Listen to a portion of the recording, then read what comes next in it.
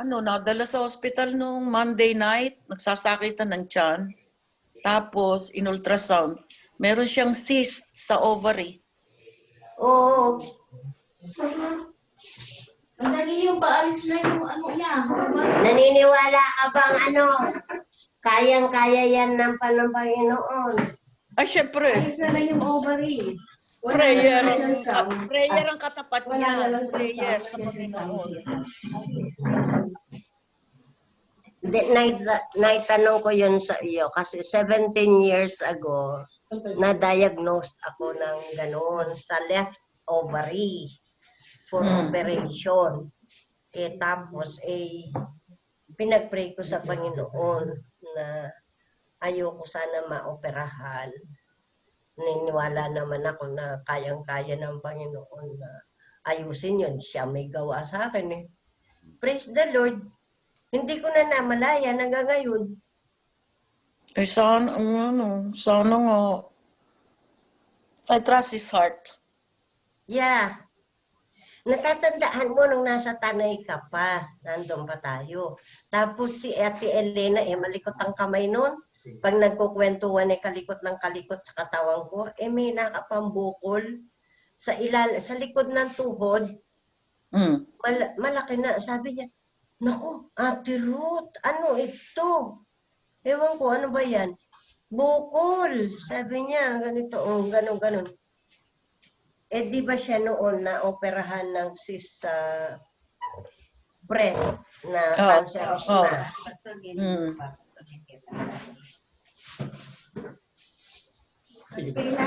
Tapos, sabi ko, ayoko maoperahan, ipag-pray natin. Praise the Lord. Nawala yun, hindi ko na rin namalayan. Oh, praise the Lord. Parang itong tuhod ko. Operahan na ng December. Ikinansel ko. Humigi.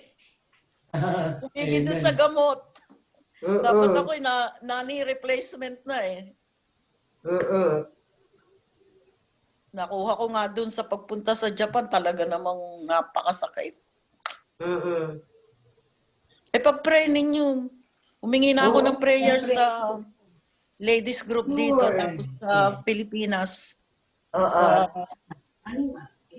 Sa mga pastor, yung 3 pastor ng Bali, dapat 3 operasyon na ako. Praise the Lord, inilampas ako sa 3 operasyon. Ewan ko dito sa huli, kung ako ilalampas pa niya. Ba't ano naman yung huli mo? Ito ang aking katarata. Nakakikita ko pa naman eh. 3 beses ko na itong napa-schedule. Inabot na ako ng COVID. Sabihan kay Ryan. Na bakit? Sige, sabi na. Usap daw muna si Ryan. Ryan, Kenny ang cellphone ni Pastor tung Kenny side lako ko niya mo audio, batala yung video. Makasaya kami anti kailangan ba Kenny uncomfortable yan. Ngini nung pag-anit kaya kay cellphone Kenny lako kay audio bedjeta. O makamute ka to. Kung parehas naman na video audio, kaya matla ko na. Ani ko na yung mga tinyang audio may ngi sa sabi yan sa sabi. Nako kay audio. Ate Tia, sorry nag-speaking No in tongues problem. Mamaya. Pastor, sorry, nag-speaking in tongues kami. Usap tayo mamaya. Mausap tayo mamaya. Dapat nag-usap tayo. Hello, Pastor. Hello po, Na-miss pati kita. Good evening. Pastor, nandyan na po ba yung apo ko? Nandito. Ayun. Ang ganda. Hello, apo ko. Hello po. Hello, Pastor. You want me to be your lola? Hello, Pastor. Sure. Gusto mo ako maging lola? Sige po. Yeah. Gusto kita kasi maging apo. Yeah. Look at that.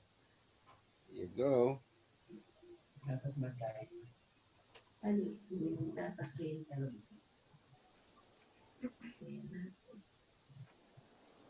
Yan. Kailangan kausapin mo si Sister Ruth para fluent ka ng Kapampangan. Wow. Wow. Wow. Wow. Sabi mo, wow. Wow. Putang ating pag may umuwi, padadalhan kita ng Bibliyang Kapampangan at saka Tagalog.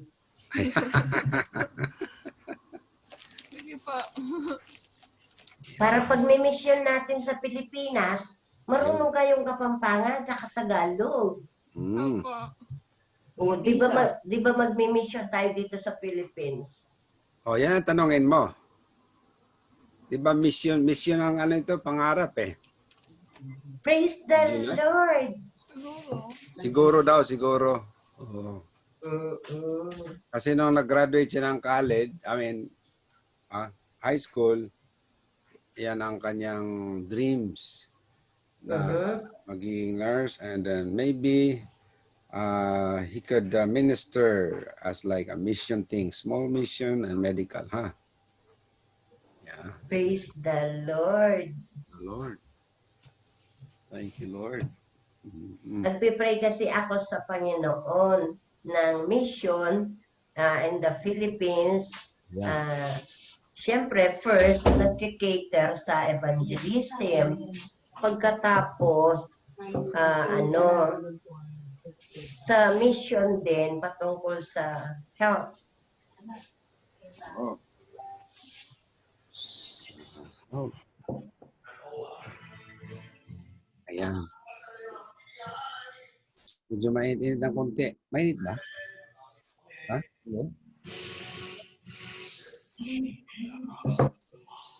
Antero, hindi daw po makakaano si Sister Naomi ngayon. Mag-ano na lang sa Facebook bukas. Manonood na lang daw siya. Kasi yung apo niya, nag-aral na.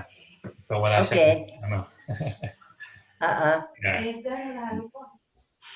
Bukas, manonood na lang siya. Opo, manonood na lang siya. Hindi, besides, meron yata siyang... Hindi na siya panelist. Hindi, meron yata Brother Ryan, conference virtual yung aming Bible College. So, I think required siya na... Sige, okay lang.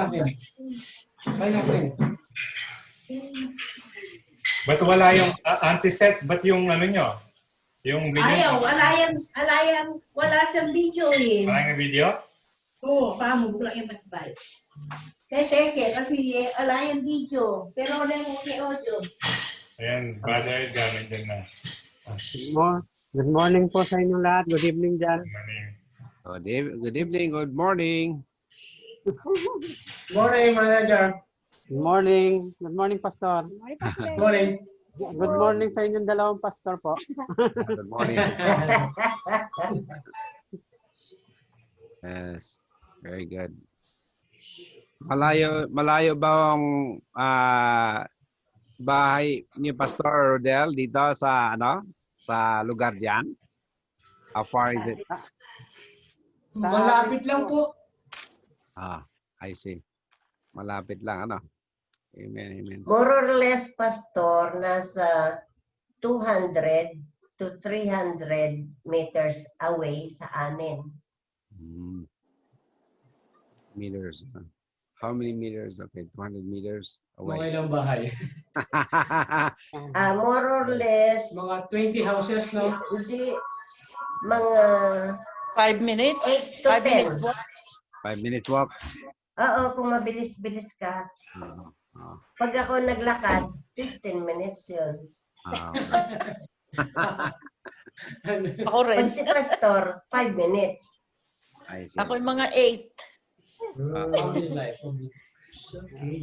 Tapos, ang distansya naman sa amin ni na Brother Edgar, mga 500 to 700 meters away.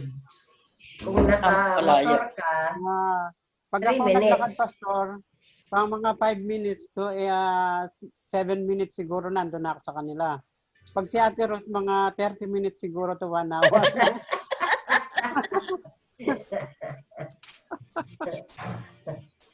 Salamat, Brady. Ako'y magiging mapalad na naman. Kasi ang sabi sa Bible, mapalad ang mga naaapi. Okay, apihin niyo ako ng apihin. Buti nila hindi ako kasama sa paglalakad. Kailangan natin ng Christian humor. Kasi kado tayong seryoso. Nako. No. Yes. Talaga. Sir, meron ka ng video. Pwede na. Kulang lang sir.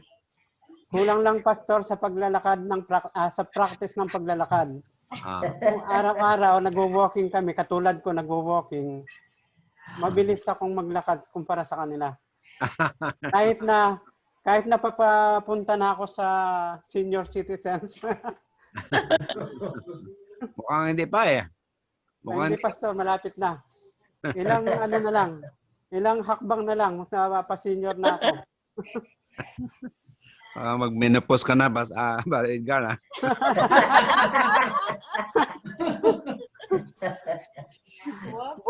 Buti pastor, walang tumutulong sa akin na matutuyo. Yung asawa ko lang ang matutuyuan. Nagbabago daw ang ugali mo. Medyo pastor, napapansin ko rin, ako rin sa sarili ko rin, napapansin ko. That's part of growing process. Talagang salamat sa Diyos. But anyway, hindi pala. Yung mom, Anak niya sa... Auntie Seth, meron ka ng video. Okay na. Ayan. Okay na yung video. Auntie Ruth, sabi mo kung kaya okay na yung video. Kanina mo kilog. Na? Hindi nakakaya. Kasi natin yung sound eh. Ali, pwede nyo namang i-mute yan. Kaya tayo rin kwarto na. Kuning it. Lakomeng audio. I-mute mo yung video. Baka tapos ang magsalita yan, itamong laptop ning guys. Ayun, kaya mo yan. Okay yan. Hello? Kuwatang i-mute na. Turo mo yung kuwatang i-mute na. Try niya.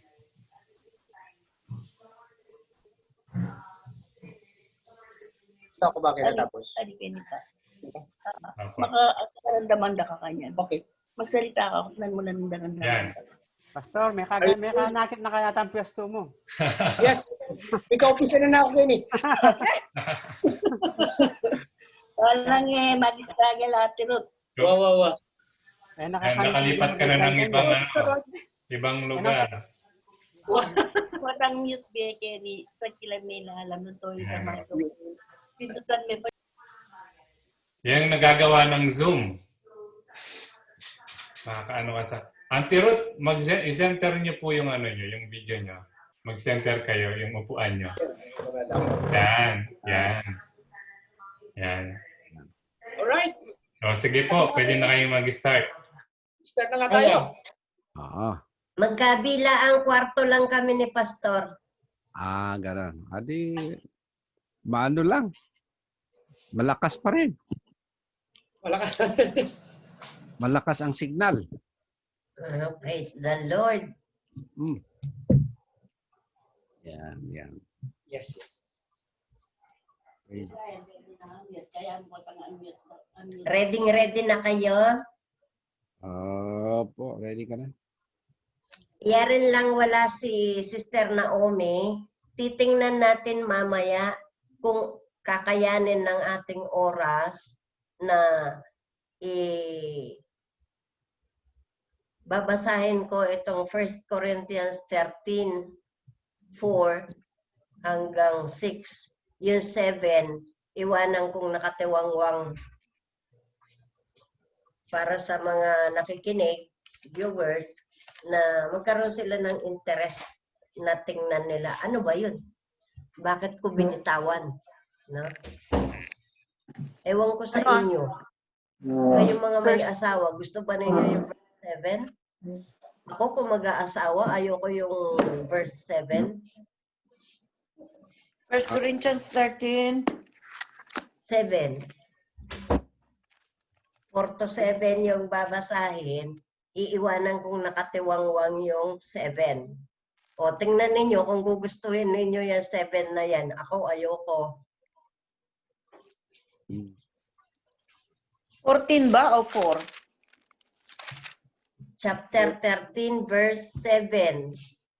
Yung aking i-omit, verse 7. Tatagalugin ko yung verse 4 hanggang 6. Tapos yung 7, iiwanan ko sa viewers. Good. Hindi ka bisado. So, O, nakita nyo na yung verse 7? Ate Ruth, natatandaan mo ito? Oo. Oo, kay Kuyang. Praise the Lord, dala-dala mo ah. Yan yung Tagalog? Yeah. Yan. Mamaya, subukan nating basahin sa Tagalog. Nakita nyo na yung verse 7? Oo. Yes. O gusto ba ninyo yon? Lahat ay binabata. Lahat ay pinaniniwalaan. Lahat ay inabata. Kung ako Long mag-aasawa, suffering, ah. ayoko yan.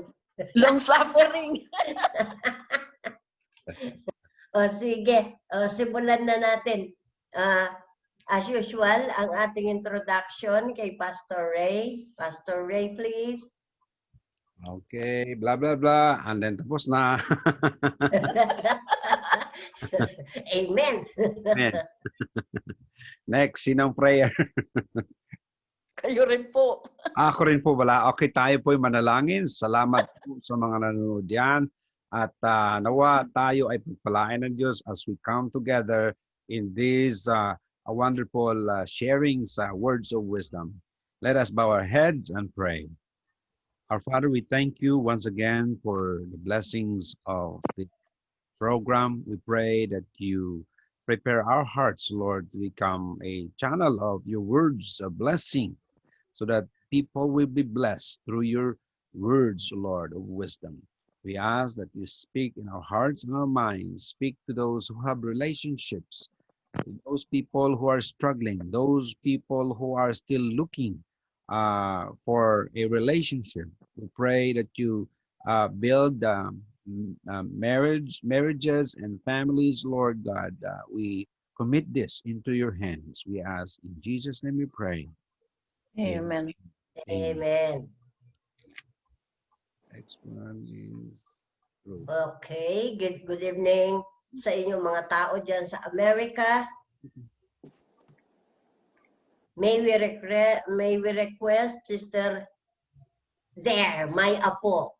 May we request my another apo to recite her poem. Good evening, everybody. The poem is called Words of Wisdom. Words of wisdom is for everybody, propagating God's word for life's reality. For you, sharing life's testimony, multiple choices guiding clearly, which way to follow for glorious life's victory. Praise the Lord. No? Here in the Philippines, we are celebrating our national language month. Tagalogin natin. Pasok yung isa ko pang apo. Diyan pala. Where's my apo? My surprise apo? Where are you? Oh, that will be a surprise tomorrow. Okay? Watch it. Okay. Let us continue from where we left off last time. Based on Genesis chapter 2:24, tingnan nga natin kung marirecite ninyo without looking at the Bible. Genesis 2:24. For a man shall leave his father and his mother, and shall cleave to his wife, and they shall be one flesh. One flesh. Amen. based on that text and under human government. Ayan, pasok na tayo sa human government. Dati doon tayo sa period of innocence. Yan. Based on Genesis 2:24 and under human government, any material acquisition within the marriage becomes conjugal. Pag-aari ng mag-asawa. Dalawang tig-isa, pinag-isa. Kaya lahat ng bagay ay pinagkakaisahan, enjoyed with both. How was your money management for the first 2 months, Brother Edgar and Sister Roch? Please come in. Morning po. At ako ang unang magsasalita sa aming dalawa. At yung sa amin naman first 2 months, wala kaming malaking puhunan maliban sa sweldo ko. Dahil naikwento ko na ako hindi mananampalataya at hindi kami nagumpisa ng sa tama. At yun ang daladala lang namin puhunan, yung everyday na pang sweldo ko. Bali, minimum wage or more than above minimum wage ng konti. At yun ang pinagsimula namin. At wala akong malaking mga property na masasabi. May bahay ako, yun ang naging conjugal namin. Wala rin kaming prenup dahil hindi naman ako mayaman. Hindi rin siya mayaman. So wala kaming dapat protektahan na kayamanan. Ang tanging dala-dala ko lang ay yung pag-uusap namin na inumpisa namin ang aming marriage not give and take na idea, kundi partnership ang idea ng aming pagiging mag-asawa. Sa lahat ng bagay ay partner kami. We plan, we decide, we go as one. Dahil yun naman ang turo ng Genesis 2:24, maging isa kayo. So lahat ng bagay na pinagkaisahan naming iplano, i-decide at to go on, ay walang sisihan, no blaming. Sa bawat desisyon na aming ginagawa. At sa aming unang 2 buwan ay naging maayos naman. At ako sa pagiging bata natin ay may turo sa atin ng ating mga magulang. Hindi ko man nababasa ang Bible noon. Wala kaming Bible sa bahay. Pero dala-dala ko ang mga turo nila. At yun ang unang-unang binanggit ko sa kanya na yung Ecclesiastes na hindi ko nabasa sa buong buhay ko, Ecclesiastes 3:1, na to everything there is a season. Sinabi ko sa kanya, lahat ng bagay ay may panahon. Pwede tayong magluho pag nakabawi na tayo. Which go on, sa mga anak ko ay sinabi ko rin yun ng sapat lang ang sahod ko at sinabi ko may panahon ng pagluluho. At dumating ng panahon na nagkaroon ako ng panibagong kita, doon ko pa lang sila na ilalabas. Sabi ko, may panahon na tayo ngayon na magbigay ng luho sa ating mga katawan. At may turo rin ng aking mga magulang na ginawa rin namin mag-asawa. Ang sinasabi sa 1 Peter 4:10 na maging good steward of the manifold grace of God. Yung mga biyayang natatanggap namin ay maging mabuti kaming katiwala na pinractice namin hanggang ngayon ay napapractice namin. Wala kaming savings para sa emergency. Pag ang emergency namin ay yung alam kong nag-stay kami sa hospital yung nasisisaryan yung asawa ko. Marumdob ang panalangin namin na lagi kaming i-guide at protektahan ng Panginoon at pinagkaloob naman niya. At kung meron man, bow to knees at idadial ko na in Jeremiah 33:3 at sinasagot naman kami ng Panginoon. Ganyan kaming namuhay ng aking asawa sa mga biyayang itinatanggap namin at binibigay ng Panginoon sa amin. At ibibigay ko sa kanya yung karagdagang mga bagay na gusto niya rin niyang sabihin. Roll the ball ba? Good evening po dyan. At good morning naman dito sa, pero good evening. Nagpapasalamat po ako. Sabi nga niya ni Edgar ay nagsimula kami within 2 months, talagang wala kaming, yung budget namin, yung kanyang income lang.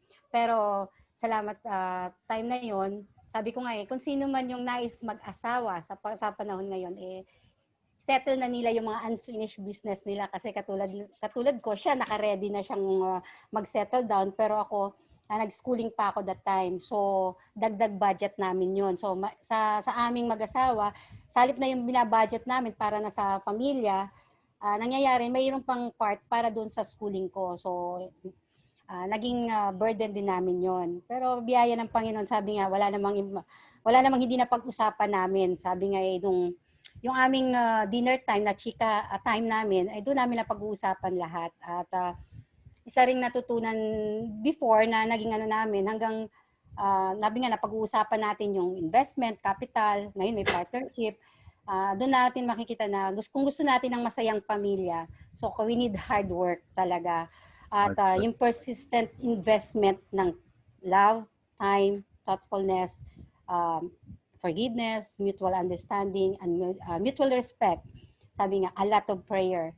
At higit sa lahat yung ating rock solid commitment with each other. Sabi nga doon sa between husband and wife.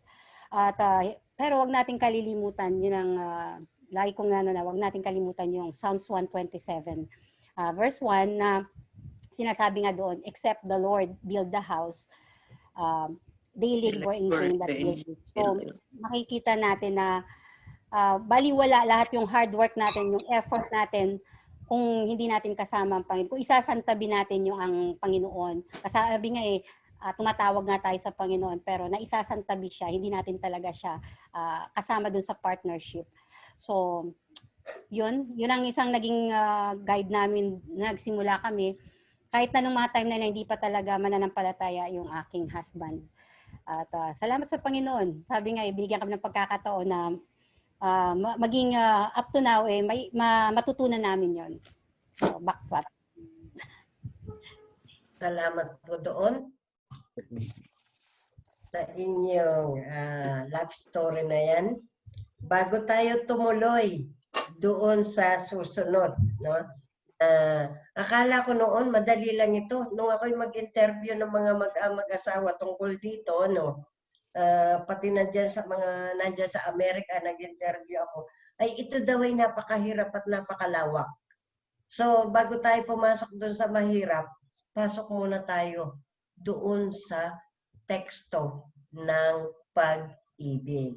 Hilingan ko nga kayo na basahin, kung kayo meron dyan Bible na English, paki-English pagkatapos ay ita-translate ko sa Tagalog. Sige nga, 1 Corinthians chapter 13 verses 4 hanggang 7. Good evening, Sister Merla.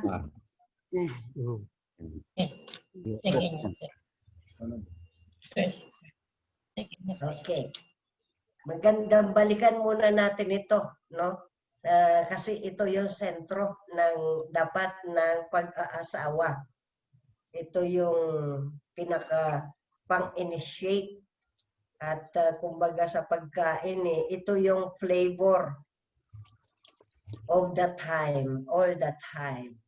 Sige nga, pakinggan ko kaya 1 Corinthians chapter 13 verses 4 to 7. Charity suffereth long and is kind. Charity envieth not.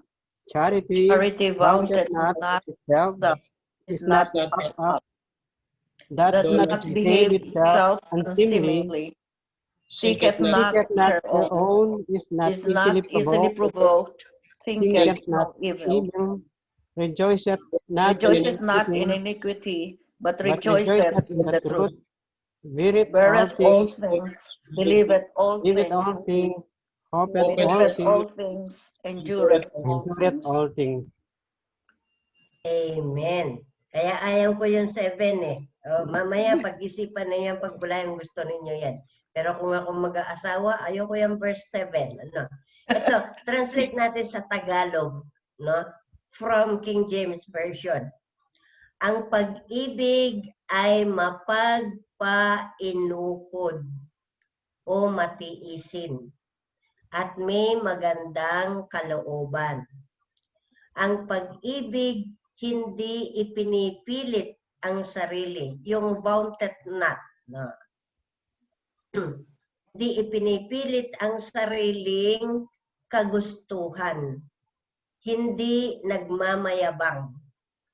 Hindi nag-uugali ng hindi nararapat. Hindi inahanap ang kanyang pansariling kapakinabangan.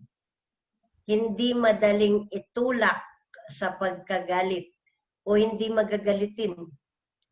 Hindi mapag-isip ng masama.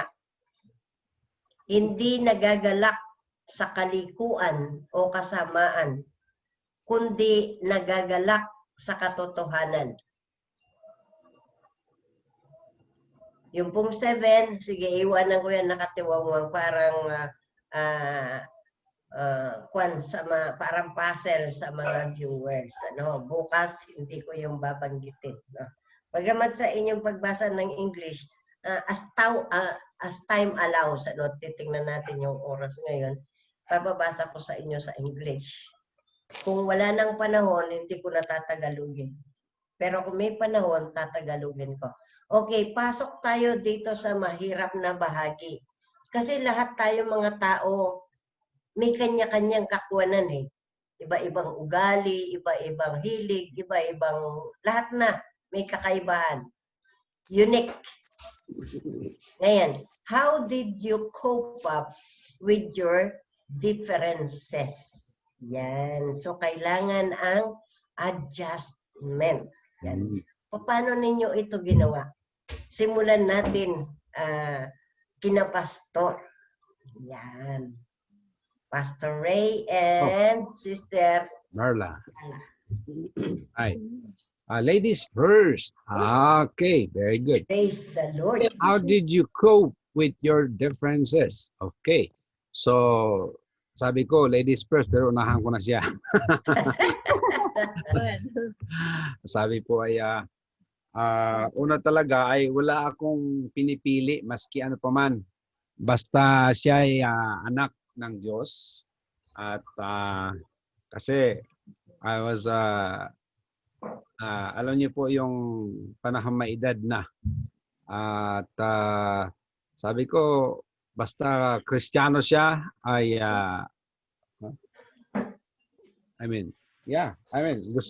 ang aking hanap hindi Muslim, hindi un-Christian, basta Christian. Okay? At least a person who believes in God at pareho po tayo. Okay? Nung aming differences ay hindi ito obviously dumating sa aming buhay. Ang common differences, of course, ang difference po namin ay physically we are not the same. Okay? I'm talking about the culture, the character. Doon po ay halos itong differences ay nagiging issue sa atin. Okay? Of course, siguro targetin na po natin itong ating buhay bilang babae at lalaki at iba yung pag-iisip niya at even today ay talo lagi ako sa aking mga babae. So, sorry mga babae. May 3 po akong babae kasi sabi niya palakero daw ako eh. 3 ang ladies ko kaya 4 pala. 4 versus 1. Kaya kapag nag-argue ako, of course, kakaiba yung mga babae, kakampi sila lahat. Dad, you know ladies. So, doon po medyo kumakalma at pinag-isipan ko ng So, in the way sa ating sitwasyon na maraming complaint, as a family, may mga sometimes discussions, arguments, things like that. And yet, aming kino-contextualize, una sa lahat, kino-consider namin, ano bang pag-iisip ng babae? Ano bang pag-iisip ng lalaki? So, that's, I think, mahal. Yan ang aking naisip. Okay. Meron ka bang naisip? Okay, wag mong isipin yung isip ko, ha? Okay, go ahead. Ito po yung how did you cope up with your differences? Is that in the first 2 months or Yeah. along the way na po ng marriage life nyo? Okay, so yeah, sabi nga po niya, marami kaming differences. Isa na po sa differences namin, yung gusto ko yung pag nagtrabaho po ako sa opisina, gusto ko maayos at sa bahay. Pag nagluto ako, tapos na rin po yung mga ginamit ko sa sa kusina. Pag natapos ako magluto. Pero iba po siya, kasi niya sabay-sabay po nakakalat yung kanyang mga gamit. Pero he works better than that way. So, iba po yung ang difference namin po, isa yun sa napansin ko po. Gusto ko po yung malinis, maayos. Pero siya, iba naman po yung kanyang style. So, we cope up with that through cooperation and communication. Kaya po, tulungan lang po at kasi nakakatuwa naman po kung kahit makalat, pero nagagawa niya po yung mga trabaho, yung mga dapat niyang gawin. So, it's a blessing na rin po na to consider. Yeah. And through humility and yung wag ka po maging selfish lang na ikaw po lagi ang mananalo. You have to have the mind of Christ. Yeah, isa sa mga consideration na kinisip that you need to identify your strength and your weakness. In that way, ay alam natin na pag saan siya mahina, doon natin na tutulungan yung kahinaan niya. Kasi madalas na wala akong panalo pagdating sa kalinisan. Kasi mag-aaway lang po kami. Ganito ang paglinis. Hindi, ganyan. So, medyo susurrender ako dyan kasi hindi ako mananalo talaga. Okay. So, I think yan ang strength niya. At meron din akong strength na hindi naman niya strength. So, that's how I try to cope up with our differences to build up and to understand each other. Okay. Back to you, Sister Ruth.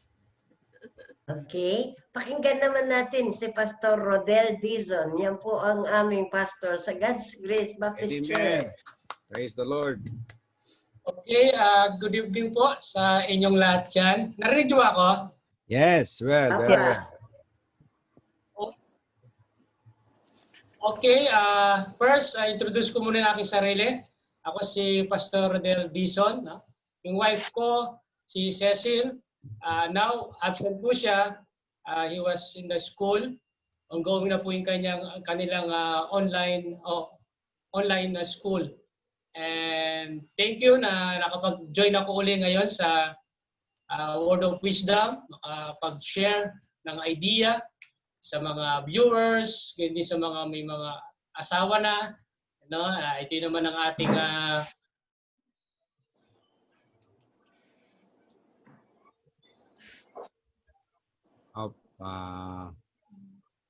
na-unmute. Okay, sister. Okay. Okay, narinig niyo ba ako? Okay, very well. Sige na, Pastor. Naririnig ka na. Okay, first, I got married 2006. I am 34 years old then, and then my wife is 29. We got married now 14 years. Still coping sa mga differences namin. First, I'm a Kapampangan, Bisaya. My father is Bisaya. My mother is Bisaya. My father is Kapampangan. And my wife, he was Italiano. You know Italiano? Ita and Ilocano. Italiano. Joke lang po yun, no? Ngayon, differences po namin about sa food. Because first, I'm the one who cook. I'm a chief cook in my house, no. she did not cook. He cooked a little bit, but when I cook, he disagree about my my adobo. Who like adobo? She like a black adobo. I prefer a white adobo. Call it arobo. The white adobo, just only a vinegar. Sometimes he don't like that. He goes to the he likes the black adobo. And also the differences in also in the food also yung munggo. When I cook the munggo, I like gusto ko yung konti lang sabaw. Siya gusto niya parang laga. Gusto niya maraming sabaw. Laga, no? Kaya differences. And also, I notice also about pets. We have pets in the house. I prefer dog. She likes cat. And now, we have 4 cats. It takes responsibility, you know. But because you're husband and wife, you need to compromise. And now I love cats also. I clean the pupo like that, no. Kaya the Bible said, not himself.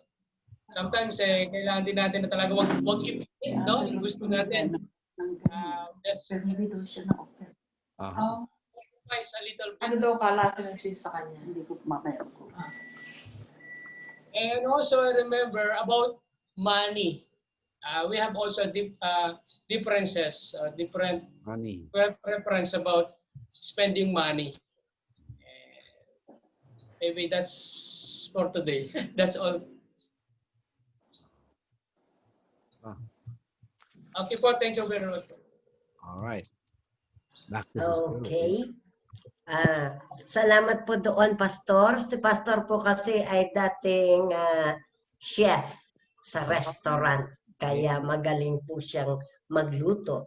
Pag kayo ay loobin ng Panginoon, nakapunta ng Pilipinas, magpipiesta tayo. Siya ang magiging chef ninyo. Okay? Sige po, tuloy naman tayo. Punta naman tayo kay Sister Telma. Amen. Doon pa lang sa unang linggo na aming pagsasama, nakita na namin yung aming differences. Siyempre, galing kami sa magkaibang family background.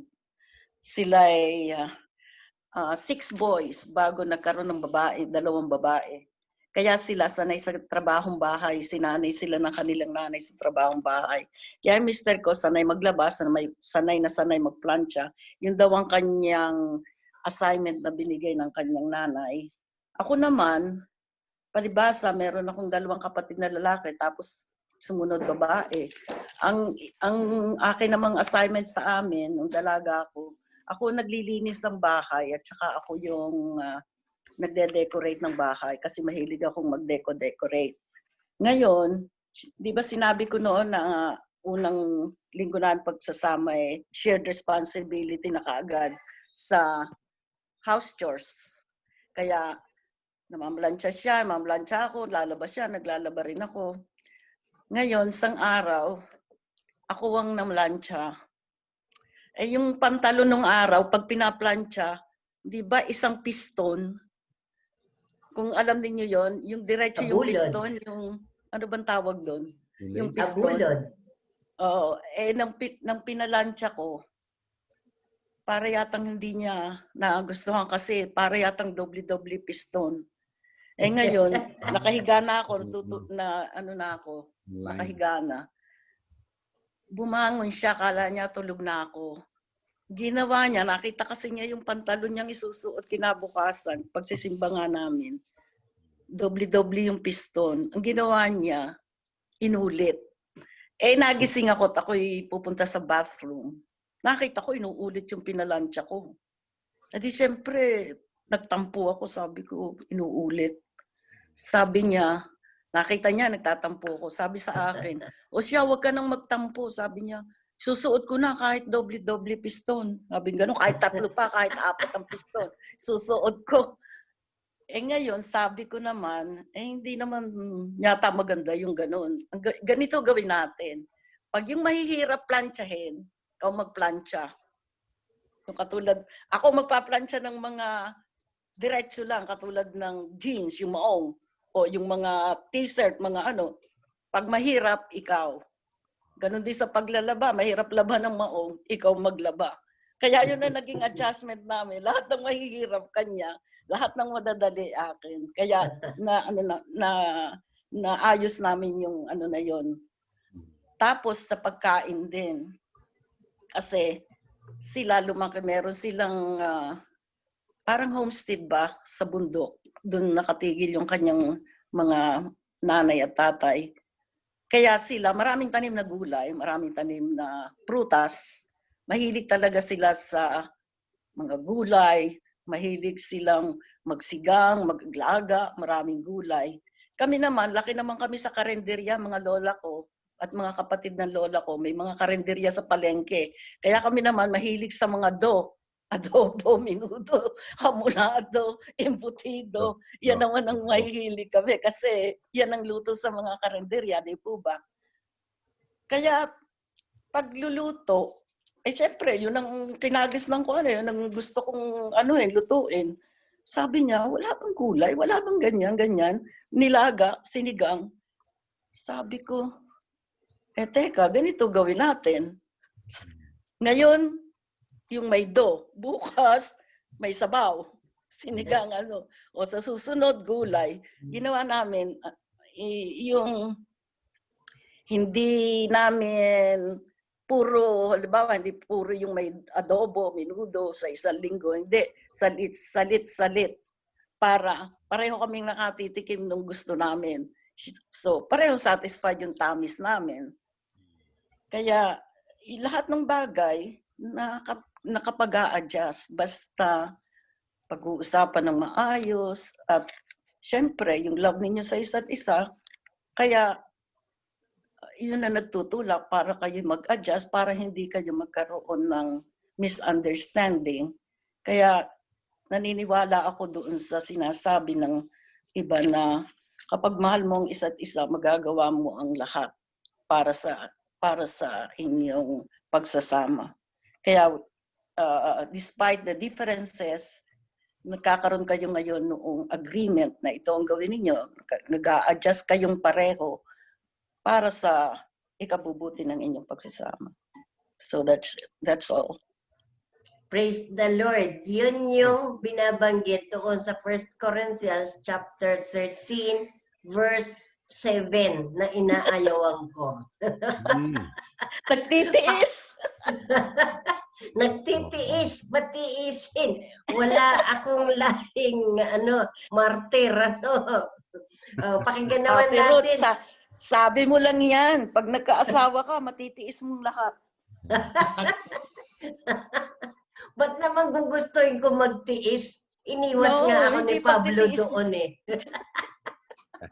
Joke lang po. Pakinggan naman natin ang mag-asawang Brother Edgar at Sister Roch. Nakakatawa naman yun. At ako naman po ay maaga akong naulila sa nanay, kaya natuto kaming mag-asikaso ng mga gawaing bahay ng pansarili namin. Kasi pagka nanay ang nawala, kailangan mong matuto. Kaya pagdating sa gawaing bahay, wala kaming adjustment ng asawa ko. Hindi niya kayang maglaba, ako naglalaba. Pero sa mga ibang gawain, siya nang gumagawa noon. At nung kami mag-asawa for 2 months, ang unang namin ay maging open sa communication, open sa lahat ng bagay. At wala nga kaming gadget noon, hindi uso yung gadget, walang TV, walang radio dahil nangupahan kami. Nang unang bibilhin mo is mga unang-unang mga kailangan mo, hindi yung TV, hindi yung radyo, hindi yung rep, hindi yung kung ano-ano. So, ganon, pagdating ko ng bahay, pag dinner time namin, sa pagkain naman ay alam niya na hindi ako kumakain, sinabi ko na kaagad na hindi ako kumakain ng mga madudulas, yung mga okra, saluyot, siyang kumakain pag gulay ang ano namin, halimbawa pinakbet o kaya dinengdeng, sa kanya yung mga okra, akin yung ibang gulay.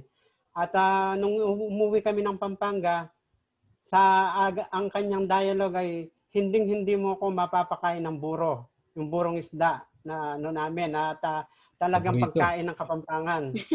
At nung mapasanay ko siya, malakas pa siyang kumain ng buro sa akin ngayon. Sarap kaya yun. Walang pagdating ko ng bahay, dahil wala kaming gadget na o TV na paglilibangan, chika time na lang. Yung parang chismisan kaming dalawa na kwentuhan, lahat ng bagay yata, pati tuldok na nangyayari sa trabaho ko at sa school niya na napagkukwentuhan namin.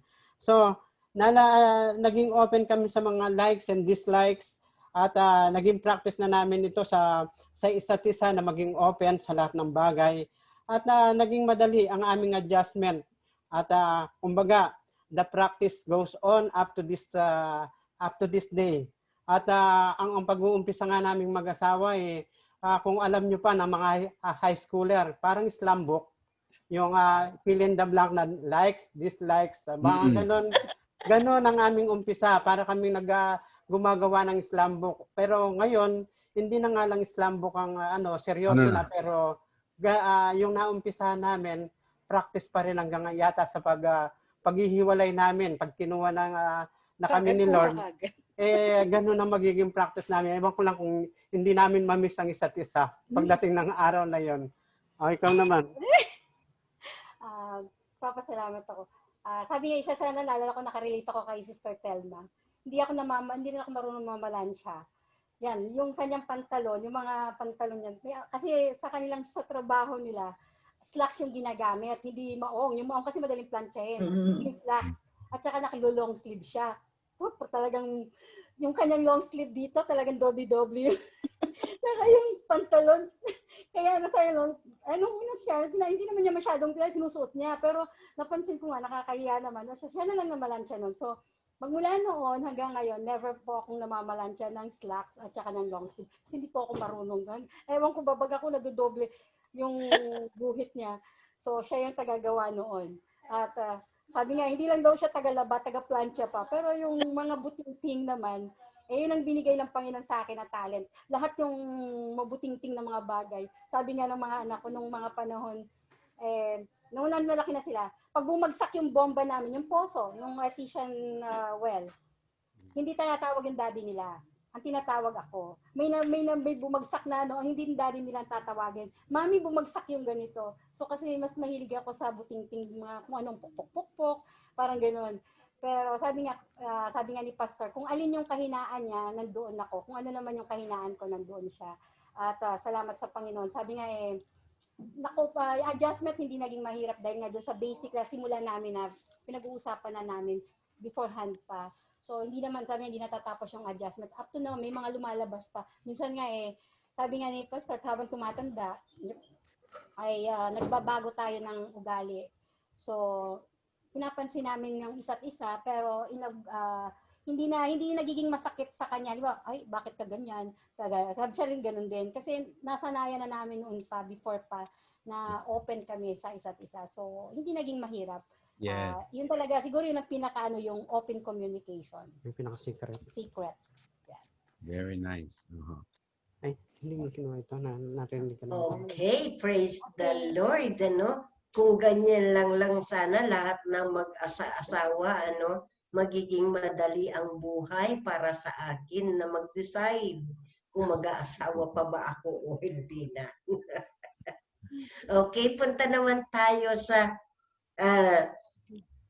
how about secrets? Nagkaroon ba kayo ng mga secret? Ba? Oo. Sige nga, tingnan natin. Simula kay Pastor Ray. Ako. Delikado to. Okay. Ang secret, ano ba yung secret natin? Secret. Ibig sabihin, secret din. Okay. So talking about secrets, perhaps ang direction ng thought ng sinasabing secrets based on what Sister Ruth in the book of Proverbs is that if I may look a little bit, okay, a gift in a secret pacified anger, and a reward in the bosom strong wrath. So I try to make a context in here. Okay, so sometimes secret is good, sometimes secret is not. Pero in this context, a gift in secret pacified anger. So in other words, ang context nito na may mga sikreto na hindi maganda. Okay, so in other words, ang gusto nito ay mas maganda yung na ihayag kaysa sikreto ang ating life. So, and then a reward in the bosom strong wrath. King James Version ito, no? So, but back to our live experience, may mga sikreto po kami. Of course, sometimes sikreto na hindi intentionally na naging secret, pero sa mag-asawa, unti-unti yon ay first part sa inyong preliminary marriage, no, after honeymoon. So, nandiyan na yung mga maghayagan na tayo, magkakilala na tayo. Ilan bang naging girlfriend mo dati talaga? Ilan bang naging boyfriend mo dati talaga? Oh, yung mga ganun po ba? Paano siya na ganun? So, there's a point of time na gusto naming pag-usapan yung mga bagay. Pero, ang aming naintindihan na tayo na yung dalawa ang pinagsama ng Panginoon Diyos. Bakit ko pa iisipin yung dati kong ex? Amen. Past is past. Past is past. Yung, sino ba yung girlfriend mo sa grade 1 pa? Meron pa bang ganyan? So, I think those things are unnecessary. So, you need to move on, develop your relationship. At kami po ay hayagan ng ganon sa umpisa pa. At kailangan mutual understanding at saka yung truthfulness. Truthfulness dahil walang nalilihim sa aking misis. Kahit talagang inoobserbahan talaga ako pagdating nito. Ikaw ba talaga? Okay, ikaw naman. Yeah, maganda po yung open communication kayo. Pag mag-asawa po, yung mga secrets ninyo, kailangan nagkakaintindihan po kayo at wala tinatago. Maaari po, even sa financials, sa mga loobin mo, sa mga loobin mo po sa mother-in-law mo, sa mga in-laws. Kailangan po open kayo para nagkakaroon po kayo ng mga transparency para for the sake of your relationship dahil in the long run talaga po madidiscover din naman yung mga secrets na yan. So may na po na kayong mag-asawa ang siyang mag-usap o magsabi sa isa't isa kung ano yung mga secrets nyo o mga fears ninyo po sa inyong relationship. Also po, meron din po kayong mga sa inyong pagsasama, mga secret kung hindi lubusang naihahayag ay nagkakaroon ng pagkatakot sa isa sa mga technique na ginagawa ni Sister Merla, I'm speaking in behalf of her, nandito naman siya, ay inobserbahan niya po ang aking Facebook. Kung sino yung mga nakakausap, sino yung nagre-response and stuff like that. And which is good. Okay? Kasi transparent. Okay, lahat ng aking mga emails, stuff like that, I'm open book. So in other words, lahat ay nakikita sa akin. So isa yan. Sa trabaho, ganun din, ay kapag merong mga tao nakakausap, sino yung nakausap mo, ay sino mga tao na talagang nagtatanong sa inyo na very, very detailed about kind of thing. And meron pa nga sa trabaho niya at sinasabi po ng aking misis na hello guys, nandiyan pa ba kayo? Apa. Okay, I'm sorry. All right. I'm sorry. Okay.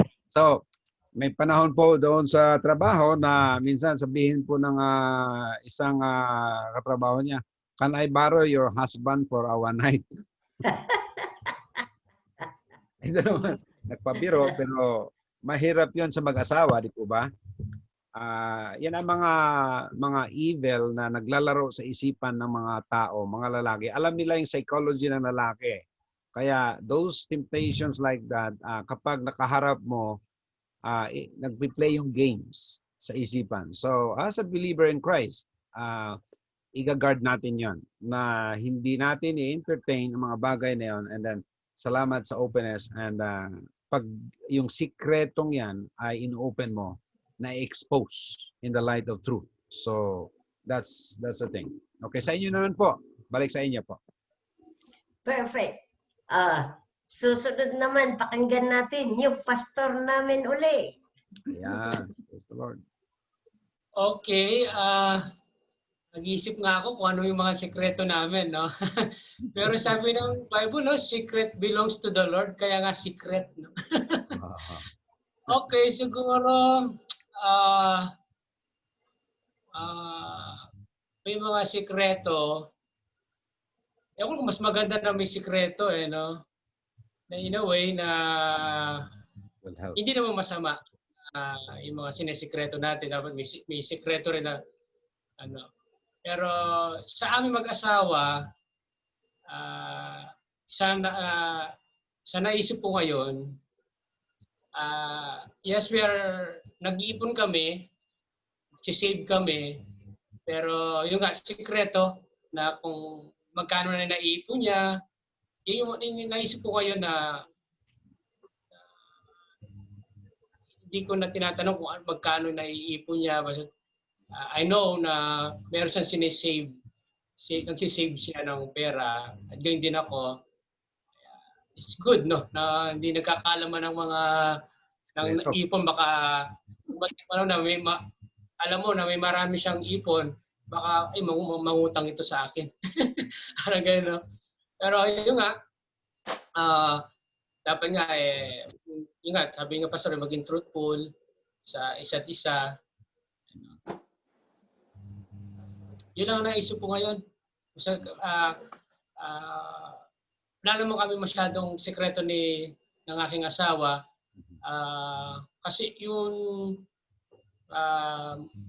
hindi pa kami mag-boyfriend, girlfriend. Best friend po kami. Alam niya yung mga naging girlfriend ko. Mga ang dami ngayon, kami nagkatuluyan.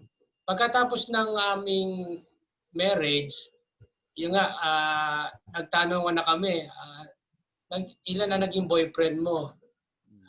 Kasi, alam naman niya yung mga naging girlfriend ko. Sa church din po yan, sa mga Kristiyano rin po yun.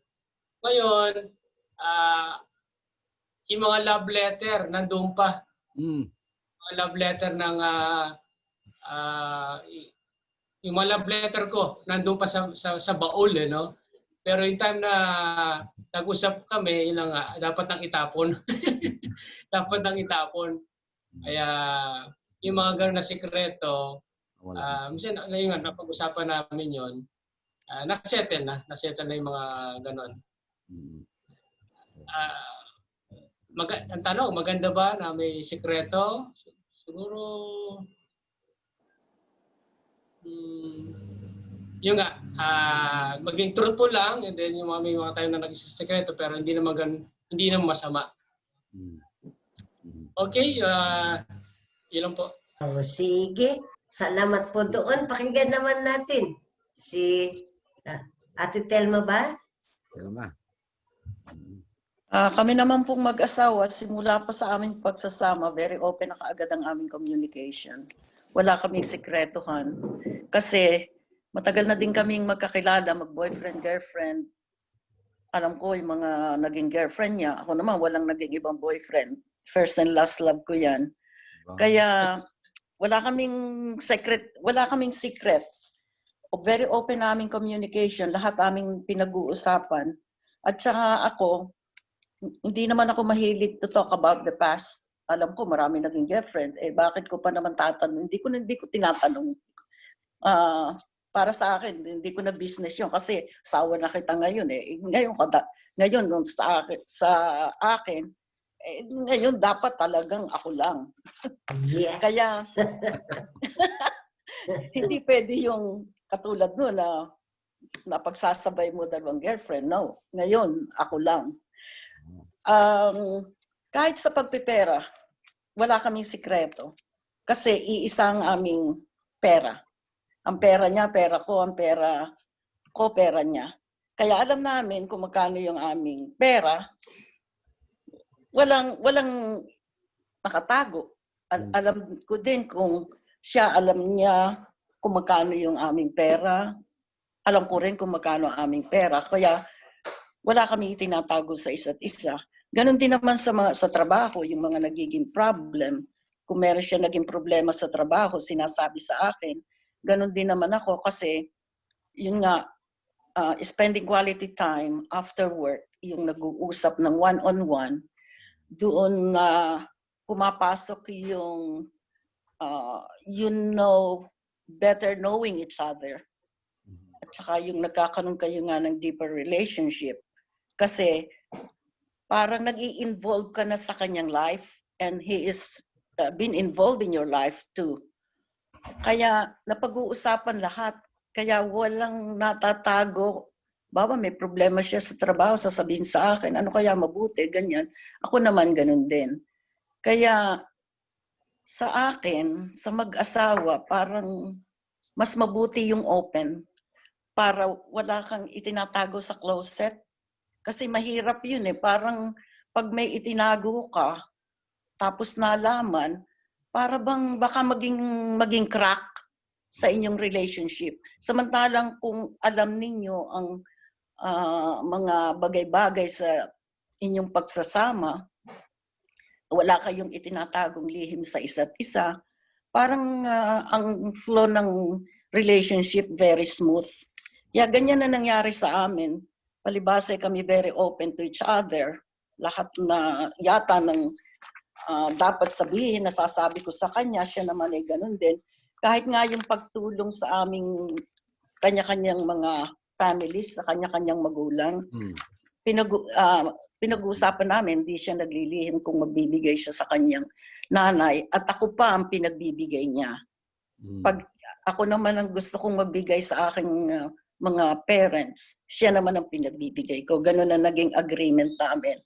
Para bang sa amin yun, parang magkakaamor sa iyo yung biyanan mo pag ikaw ang nagbigay. Kaysa siya ang magbigay. Kaya alam ko kung magkano alam niya kung magkano binigay ko sa kanyang nanay. Alam ko din kung magkano binigay. Kasi pinag-usapan nga namin yun eh. Wala kaming lihiman. Kaya dapat sa akin lang, isang pinakamagandang parang foundation ng mag-asawa yung no secrets. No secret in the closet. Yun lang. Okay, pakinggan naman natin si Brother Edgar at Sister Rog. Meron na lang tayong 10 minutes, ano? So medyo i-compress na natin yung ating mga ideas. Yan. Okay. Compress na compress, Ate Ruth. Don't worry. Kami nung nag-umpisa. Kasi secret na lang eh. Wala kaming secret eh. Gagayahin ko na lang, Sister, no problem. Ang ano namin noon ay nang magkita kami sa trabaho, ang tawag niya sa akin, kuya yan eh. Kuya-kuya ko. Pareho kaming, yung parang body-body, kuya-kuya ang tawag niya sa akin. So, magmula noon, para bang palagay ng loob namin sa isa't isa, tapos naging mag-asawa kami, sa umpisa kahit na naging husband and wife na kami, may mga pagkakataon na pa-demure pa yan. Both kayong dalawa may mga bagay na nahihiya kayo. Pero later on, dahil nga napag-usapan namin na maging open, lahat ng bagay ay naging open na sa amin at sinasabi namin kung anong nararamdaman namin. At wala akong instances na alam na maliban doon sa ako'y nagtago ng pera dahil may gusto akong gawin na magbi-business ako, sabi ko. Nung makapag ano ako ng 10,000, ay sinabi ko na sa kanya kasi pinakikiwan ko sa ate ko. But kahit pala pag secret, nawala yung 10,000 na hindi ako nakapag-business dahil hindi kami partner. Sa umpisa pa lang, ang ideya namin partner. Kaya magmula noon, lahat ng bagay, partner kami hanggang doon sa maka-establish ako na makapag-business. Partner kami sa pagpaplano, sa pagde-decide sa lahat ng bagay.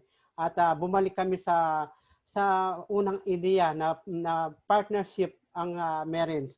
At naging open kami, lahat ng nararamdaman namin, lahat ng kung galit ka o ano, ay naisasabi namin sa isa't isa. Maliban sa isang secret na sabi nga sa Genesis 2:24 na maging one flesh kayo, sinisikret namin ang aming mga bagay-bagay na hindi pinagkakasunduan o lahat ng ano na hindi malaman ng aming both side ng family namin. Yun ang secret na tandem pa rin kami, partner pa rin kami na sa pagsisikret. At may dadagdag ka? So yun pala ay pagsisikreto sa ibang tao. Pero between you, walang secret. Okay. Tulay. Sa amin naman, dalawa. Sabi nga wala naman akong maalala na kailangan pa mag-secret. Kasi nga, halos yun ang pastime namin, yung magchikahan. So, magsimula pa noon, open naman. Sabi nga sa simula, syempre, pag first, medyo may mga, parang hindi mo pa naikukwento. Pero habang tumatagal yung relationship, wala nang naitatago. At patungkol pala, especially, sabi nga, sa pera, never kaming nagtaguan na dalawa. Mga ex. Sa mga ex din, walang ganun. So alam niya kasi sabi nga lahat ng kwento, lagi kong dialogue noon sa kanya, sabi ko, ay dapat alam ko kasi sabi ko baka magulat ako, may kakatok sa pinto ko tapos sasabihin, ako po yung anak ni Edgar. Sabi ko, pwede yun, sabi ko. Pero yun ang biruan lang naman namin. Kasi sabi ko nga, sigurado kang walang kakatok sa pinto ko, ha? Sabi ko. So, nakakatuwa naman na-overcome namin yun doon sa, sabi nga yung mga secrets na yan. At kung may secrets man sa ibang tao yun, sabi nga, never namin pinaalam kung ano man yung aming problema sa iba. Sabi nga, nasa kwarto lang yun. Sabi nga, kami lang dalawang nagsisettle nun. At katulad nga, naalala ko yung pagbibigay sa isang magiging cause ng problem is yung pagbibigay, yung sisikreto mo yung pagbibigay sa family. So syempre ako, si tatang na lang, yung tatay lang niya ang buhay that time. So sa akin, kompleto pa sila up to now. So never kung nag-secrets na nag-abot kina mama. Dapat alam. At dan dialogue ko pa nga niyan, minsan kahit sasabihin ko, galing sa kanya. Kaya ang bait-bait nila sa kanya Siya lang yung mabait, ako hindi. Parang ganoon. Siya ang loves ng ipagpapalit ako ng pamilya ko para kay Edgar. Sabi ko nga, akala nilang bait-bait niya. Hindi naman. Hindi talagang no one is perfect. Walang perfectong asawa, walang perfectong husband. Nasa sa pag-uusap yan, sabi nga. At saka kung titingnan ninyo yung mabuti doon sa isa't isa at kung iniisip niyo yung kasiyahan ng bawat isa. So mabait po siya talaga. Parang may sinasabi ka, Brady, tuloy mo kaunti. 1 minute. Baka masabi ko pa yung mga ex namin ay wag na secret mo. Mabait po talaga si Brother Edgar na pag nakikita ko nga siya naalala ko si Kuya Levi. Magkahawig po sila ng ugali. Yan. Yun nga lang, si Ate Telma at saka si Rods, magkaiba po ng ugali. Joke lang. Baka bukas magte-text yan para Edgar yung mga ex mo Hindi, mabait din po silang dalawa, no? Na nakakatuwa sa Panginoon yung mga testimonies ninyo. Ano po? Ngayon, yung pong context ng pagkakasama ko niyan, yung how about secrets, if ever, no? Yan mayroon ba kayong nililihim sa inyong partner? Yun po yan, no? Ngayon, yung pong pagkakalagay ko ng Proverbs 21:14, yan po ay pansinin nyo ang sabi, secret gifts. Yan. Kung kayo man po ay maglilihim sa isa't isa, yun po ang gawin ninyo. Yung sa Tagalog po ay ano yan, yung sorpresang gift. No? Yung hindi alam ng asawa ninyo, tapos meron kayong surprise gift, ay nakakakilig na gusto. Yan, di ba? Yun ang gawin ninyong secret. No? Ang sabi, ito ay nagpapatahimik ng galit. O di nga ba? Pagka no? Ay, kung ko nang ikwento yung boyfriend ko, wag na yun. Tama na kayo nagte-testimony. Pag nagkakatampuan, sige, para kayo madali magbati, surpresahin mo si partner ng gift, no? Kung si lalaki ang nagtatampo, surpresahin mo ng masarap na pagkain. Di ba? Pagka naman si Mrs., ano bang kahit ikuha mo lang ng isang bulaklak sa madaanan mong garden, i-surprise mo ng gift. Diba? So, yun. Ate Ruth, marami Kuya Levi niyan. Surprises. Yan, no? At yun namang 1 Samuel 25, 1 to 38, ito po yung naging secret act o yung sikretong aksyon ni Abigail na ginawa niya para iligtas yung kanyang asawa. Kasi itong asawa niya si Nabal, sige, basahin na lang ninyo, napakaganda. 1 Samuel 25, 1 to 38, yung palihim na ginawa ni Abigail doon, para ma-pacify yung galit ni David at hindi niya patayin ang kanyang asawa, siya po ang gumawa. Hindi na niya pinagpaalam sa asawa niya kasi wala na pong panahon. Andyan na po yung mga tauhan ni David, ginawan na niya ng aksyon. At dahil doon ay siya po ay nailigtas niya ang buhay niya, buhay ng asawa niya. Basahin niyo na lang po. Ganda. So kung kayo man ay maglilihim, sana yung dalawang context na yon, yung secret gift sa inyong spouse, at saka yung secret na makapagliligtas, makabubuti sa inyong pamilya. Pero si Abigail, yung dulo, pagkatapos nun, sinabi din niya sa kanyang asawang si Nabal. Yun nga lang, pagkasabi niya, ayun na, ang Diyos ang siyang gumawa ng paghatol kay Nabal sa kanyang ginawa kay David at sa kanyang mga utusan. So,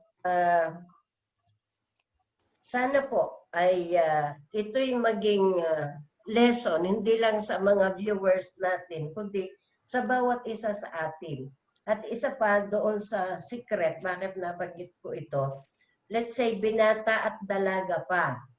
Let us say, yung isang tao, let's say yung babae o yung lalaki, mayroong mga missions na sinusuportahan o meron siyang ministry sa Panginoon na ginagawang paglilingkod, maging bukas na siya sa kanyang magiging asawa.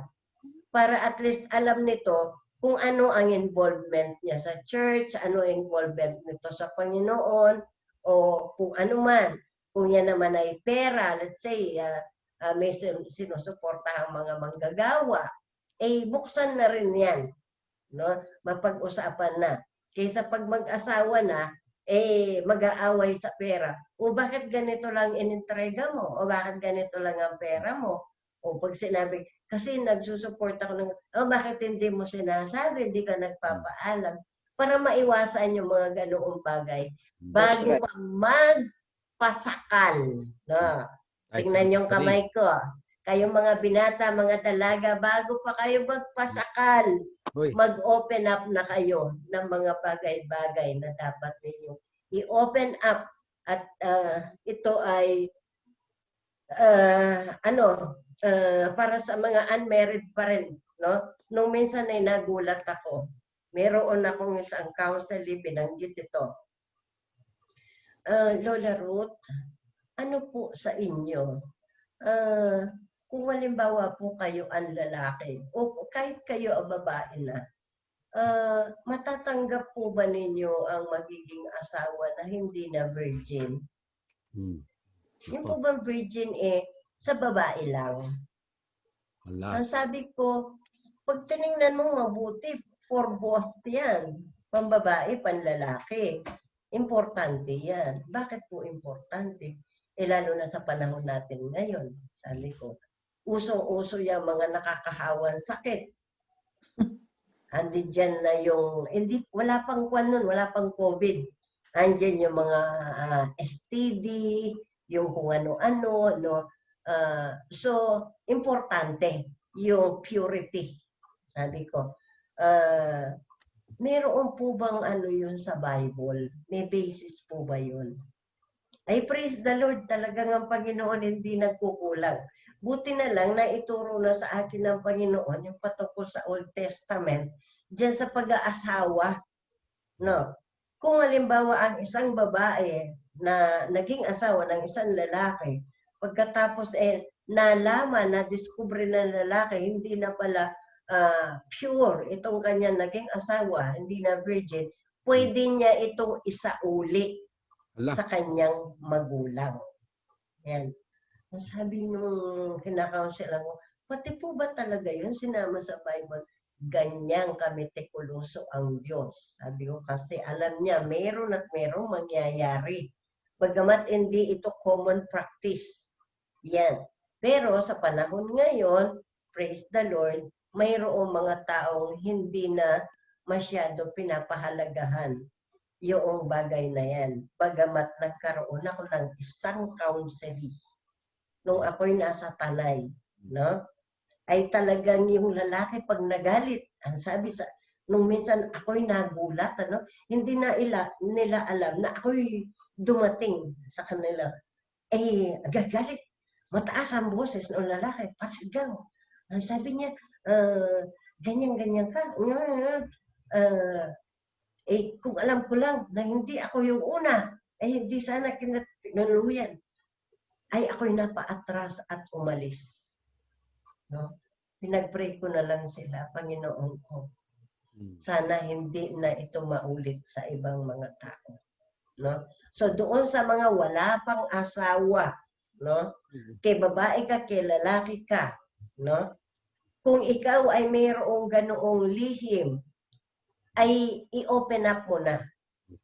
Sa panahon ngayon, mayroong kung ano-ano yan, hindi lang yung COVID, hindi yung STD, meron pa yung HIV, no? Kaya yung isa kong apo, ang tanong sa akin Lola, paano? Hihingan ko ba ng medical certificate? Para sigurado kung virgin ba o yung ano. yung ganyan, ano? Kaya napakahalaga, no? Na hindi ka masumbatan ng iyong magiging esposo. Ito naman hindi mo naman yan bubulat-latin sa lahat ng tao, no? Pagka lang napuna mo, nililid ka ng Panginoon na kayo'y papunta na doon sa seryosong relasyon na pat kayo malapit na, nagpaplano na magpakasal, mag-open up ka na. Kung meron kang itinatago, sabihin mo na. Maigi nang bago pa kayo masakal, kayo'y maghiwalay. Kaysa kung kailan kayo'y nakasakal na, makakamatayan nyo na yung away na yan dahil dyan sa simpleng paglilihim. At doon sa pagbibigay naman monetarily sa mga in-laws, nung minsan may nagpa-counsel sa akin pamangkin ko, ang sabi ko sa kanya, ganito yung pamangkin. Ako, ito akin lang. Mas natutuwa ako pag ako'y binibigyan ng sorpresa. Yung hindi kinakailangan na, oy, pengin ito, pengin noon.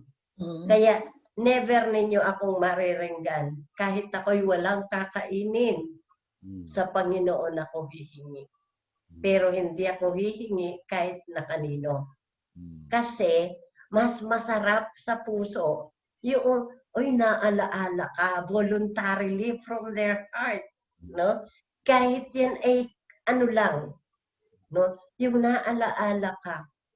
Alam nyo, yung apo ko kay Larry at kay Beth, yung panganay nila, naiwanan kasi noon dito sa akin for a few months, no? Eh, nakikita niya noon, hindi ako sumasabay ng pagkain. Una ko siyang pinapakain, no? Pakakainin ko muna siya. Eh, hindi niya ako nakikitang kumakain. Nung minsan, sabi niya, Lola, bakit di kita ka nakikitang kumakain? Sabi ko, mas gusto ko kasi na makita muna kitang ma-enjoy mo yung pagkain mo. Pwede naman ako mamaya na. Nung siya'y kunin na ng kanyang magulang, nung nandun na sila dyan sa California, unang kausap sa akin, alam niyo yung tanong niya, Lola, may pagkain ba kayo? Naks. Hindi na ako nakapagsalita. Tulo na lang ng tulo yung aking luha. Nandun ako nun sa isang kapatid ni Larry. Tama-tama ganito, nagaganito sila. Siyang dating ko. Kaya hinila ako ng kapatid ni Larry, iniharap ako doon sa aking apo. Tapos sabi ng kapatid ni Larry, ay, ang matanda, hindi na nakapagsalita. Iyak na lang ng iyak. O, huwag ka nang umiyak. Itong anak ko, apo mo na rin. Sabi gano'n. No? Napakasarap, mga kapatid. Yung meron kang bukal sa puso na pagbibigay, kaya na inlo mo o ano mo. Pero, siyempre, kung ikay may asawa, maigi rin na ikukonsulta mo sa asawa mo. Baka naman mamaya mo, yung ibibigay mo, pagkain na lang ninyo, mag-aaway kayo mag-asawa. Kumonsulta ka, parang ganito. Ano sa palagay mo, mahal? Yung ganito, yung ganon. No? Samahan ng lambing. Sabi ko nga doon sa isa kong pamangkin, narinig ko kasi siya, tinawag yung asawa niya, malakas yung boses. Ang natural doon sa lugar nila, matataas ang boses ng mga tao. Para ba mga tao sa Tanay, yung kinukwento ni Ate Telma? Sabi ko, naku naman pamangkin, ba't ganyan mong tawagin ang asawa mo? Samahan mo naman ng lambing. Inulit, tinawag yung pangalan ng asawa. Pagkatapos, sinamahan niya sa dulo ng lambing. No, yun na sa kanya. Piloso Puntano. No. Kaya, ibigay natin kay Pastor Ray yung ating pagwawakas at lahat tayo ay natututo sa Panginoon. Salamat po sa napakagandang challenges sa atin. Yung nabanggit kanina po ay walang perpekto ang ating relasyon. We are going in the process. As we grow forward, ay may mga bagay po na itinuturo ng ating Panginoon. So, just a little bit mention na kung mas prepared sa inyo po ang finances na nagiging hiwalay kayo, ay may advantage at merong disadvantage. So, if you're gonna test the water, at kasi po ay merong kwento na kapag mamatay ako, ang aking pera ay ipadala daw sa hindi nadadala yung pera sa langit. Kaya kung sino man ang mamatay, sabihin, isulat na lang ang cheque sa akin. Akin. Kaya, you know the jokes. Pero again, I could lean towards Sister Telma's point of view regarding sa ating finances, and in that way, may advantage po talaga. So I'm not saying na that is the main ang sabi ng Panginoon, pero pag-isipan niyo po yung sinabi natin sa iisa kayo sa inyong you are one flesh if you are married in the Lord. So sa ngayon po sa mga Facebook commentators o sa mga likers, kayo po ay aming iniisip kayo sa inyong mga concern kung saan man kayo sa inyong relationship. We pray that God will bless you more in your a new marriage o kung kayo po ay patuloy na naghahanap ng relasyon, partner sa iyong buhay, ay dalhin niyo sa panalangin. Because kung ating daan sa Panginoon Diyos ay talagang napakaganda ang ating step-by-step na experience sa Panginoon Diyos. Kasi po kapag tayo'y napakalayo sa Diyos, ay hindi natin matutunan ang wisdom ng ating Panginoon. Kaya nga po, nandito tayo sa Word of Wisdom na upang ating masundan ang ating Panginoon Diyos. Gagabayan po tayo ng Panginoon at pangako ng Diyos sa atin that He will guard our hearts and minds in that peace if we have the Lord in our life. So tayo po ay sumandaling manalangin. Amen. Kung kayo po ay may mga panalangin na atin dalhin sa Panginoon Diyos. Lord, aming dalangin sa mga tao na nakapakinig, even Lord in our panelists today. Marami po sa amin, Panginoon, ang naghahanap ng lunas o katugunan ng kanilang mga challenges sa buhay. Kapag si Jesus, Lord, ay naisa puso nila, Panginoon, ay siyang daan at gabay na magbibigay sa kanila ng peace. Peace that passeth all understanding. And thank you, Lord, that you're gonna do, Lord God, through these words of wisdom that will impact in the lives of many people, Lord. Sa mga kabataan, Panginoon Diyos, na sila, O Diyos, ay naghahanap ng tama. At Lord, tulungan niyo po sila. Show them the way, O God. In that way, Lord, that they will really be blessed as they journey towards that may glorify your name. In all these things we ask. In Jesus' mighty name. Dalangin ko po mga panelists, nawa Panginoon Diyos ay pagpalain niyo po sila, mahanda bukas Panginoon. We pray for your strength be upon them. Pastor Rodel, Brother Edgar Roach, Lord, Sister Thelma, Sister Ruth, Lord. Pray, God, pour out your blessing upon these panelists. Give us wisdom that strengthen this program, Lord God, that will enhance. This is a ministry that will honor and glorify your name. Lord, we commit our prayer in Jesus' name. Amen. Amen. May linawin lang akong kaunti doon sa Proverbs 21:14, yung huling bahagi. Ang kwan po noon sa King James Version, pag di mo talaga binulatlat, hindi mo makikita. Magtataka ka, bakit ganito? Ang sabi sa pag tinagalog natin, ang sorpresang gift, nagpapatahimik ng galit. Parang umiiyak na bata. Gusto mong tumigil, saksakan mo ng pacifier sa bibig. Di po ba? Ganon ang papel ng sorpresang gift. Ngayon, yung pong bandang huling bahagi ay ang sinasabi ganito, ngunit ang suhol, bribe, ngunit ang suhol sa dibdib ay malaking puot. Yan po ang nangyayaring malaking problema ngayon dito sa Pilipinas patungkol doon sa mga katiwalian na pinaggagawa diyan sa PhilHealth. Nagkakutsa-kutsabahan, andyan yung bribery, andyan na yung suhol-suhol. Ayan po, malaki ang problema ng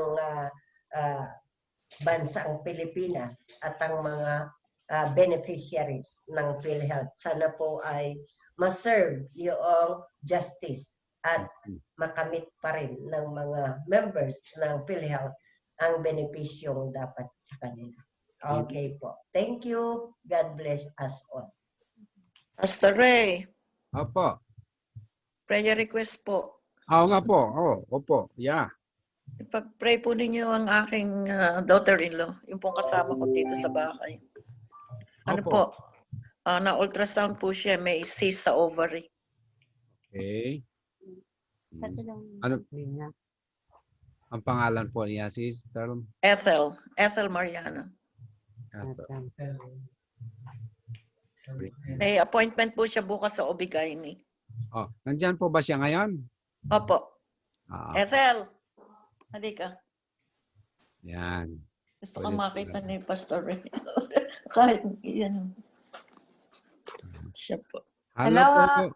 Hi, hello po, Ethel. Magandang umaga. Sa California siya. Magandang gabi. Good to Siya po see yung you. nurse. Nurse din po siya. Apo. Sister Ethel, ilang anak po ninyo? Wala pa po. Wala pa. Okay. We pray for you. Okay, kailan po ang inyong schedule? Tomorrow po. Okay. So ganun po ay ating isama kayo sa prayer. Ano po? Apa. In that way, since nandito na po tayo, kasi pag sabi, ipag-pray ninyo, opo, sabihin ko na, gusto na libutan. Ito nga pong opportunity, advantage na habang nandito sila ay samahan na po natin siya ng panalangin. Umpisahan po natin. Iba pa rin po yung manalangin po tayo sa sunod ng iyong tomorrow. Okay? So, ang ating mga panelis, naniniwala tayo na ang Panginoon ang nakakaalam sa lahat ng ating condition. And we pray for God's miracle works in the hearts, in the lives of people like our sister.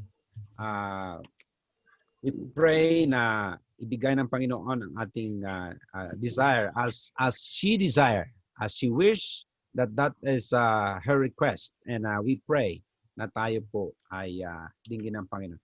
Manalangin po tayo sandali, okay? Hallelujah. Hallelujah. Thank you, God. Thank you, God. Hallelujah. Hallelujah. Thank you, Lord. God answers prayer. Hallelujah. The Lord hears our prayer. Father, in the name of our Lord and Savior Jesus Christ, we lift up to you, God, our sister Ethel. We pray that give her strength in thinking above all that, God, you are in control. That she will put you, God, above all this situation in her condition, Lord God. That in everything, there is a purpose. Oh God, in this moment, sa kanyang naramdaman ngayon, Panginoon Diyos, kami ay nagsama-sama sa ngalan ni Jesus. We put our prayer together despite of distance. God, you are not far away to call unto you, Lord God. Call unto me and I will answer thee. Is that your promise? Lord, thank you, God. We pray and lift up Ethel, Lord God, for a miracle working God will touch the cyst and even, Lord God, na puksain ito at madurog sa pangalan ni Jesus. Yes, We Lord. pray, Lord God, for a miracle touch. Even, Lord, ang kanyang faith mag-grow, Panginoon Diyos. Nawa siya'y lumingon sa iyo na ang susi ng tugon ng aming panalangin, ang susi, ang tugon sa aming hiniling na kagalingan, O Lord God, ay mapasa amin sa pangalan ni Jesus. Lord, we thank you that you are still in the business of healing. We commit our prayer. Tomorrow, God, we pray for the wisdom of the nurses or the doctors, Lord God, who will look in this condition, Lord God. May you, God, be glorified, that people will know that there is God who is working in our behalf. Thank you, Lord. We commit Ethel, Lord. In Jesus' name we pray. Amen. Amen. Salamat po. Salamat po.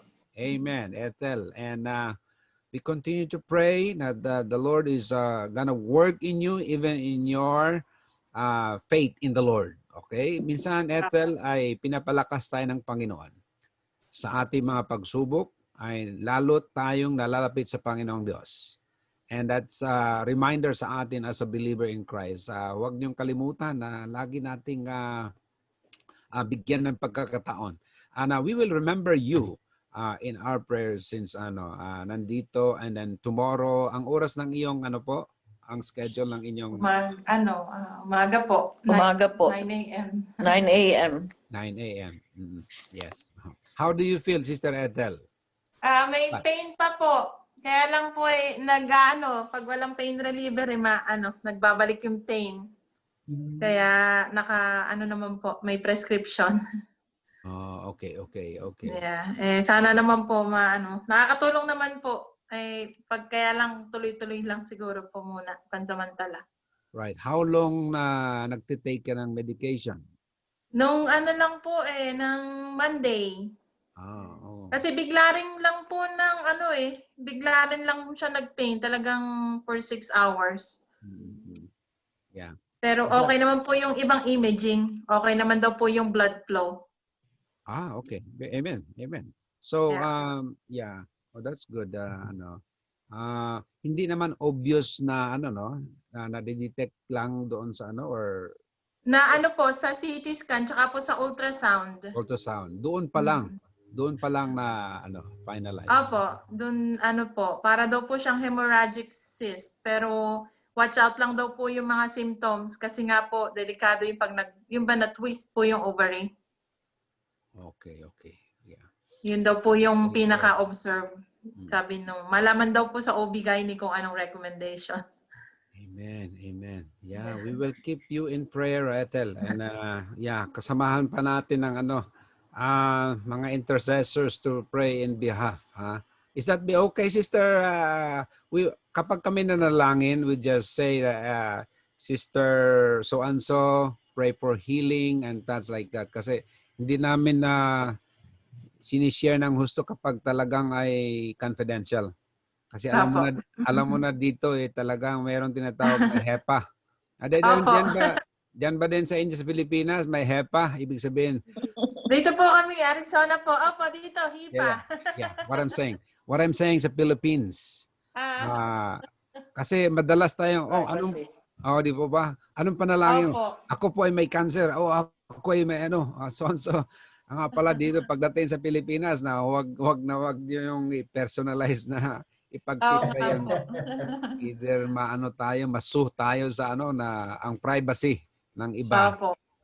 So with the consent of at least a believer in the Lord. Yeah. Yes, opo. Yeah. Thank you po. Salamat po. Opo. Amen. We'll keep it. Thank you po, Pastor. Yeah. At kakausapin po ng aking anak si Sister Ruth. Okay? And bago po bago siya bago mag-exit and para po ay magkaroon ng So, ito po ay isang pinagbigyan ko po ng pagkakataon na Sister Ruth ka na minister with my daughter since nandito Kasi iba po yung ang aking dalaga, alam mo naman, ay talagang mga binata at mga dalaga ay kailangan po nila ang counseling sa ating counselors. Isa sa mga counselor na ating proud tayo ay si Sister Ruth ay talagang mapagkatiwalaan. Amen. So, Luna Ruth ang tawag dito. Okay, let's have a moment. It is my honor po at kagalakan. Thank you very much, Pastor Rodel. Thank you po. Thank you po. Kayo po ba, Pastor Rodel, ay merong Facebook, di po ba? May account po kayo, di ba? Sa Facebook? Wala po. Wala. Okay. Si Mrs. wala. So, in the way to communicate is Pastor Rodel. Brother Rodel. Yes. Sila yung mga assistant. Okay. Sister Seth also. Yeah, okay. So, we'll keep in touch. Ano po? Okay, so next, Brother Ryan and